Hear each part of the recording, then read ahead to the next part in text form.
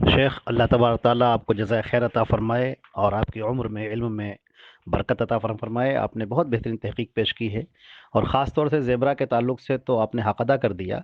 اب اور یہ بات واقعتاً اب پہلے ہمارا بھی جو ہے رجحان وہ حرمت کی طرف تھا، لیکن اب یہ سمجھ میں آ رہا ہے کہ یہ حمار ہے۔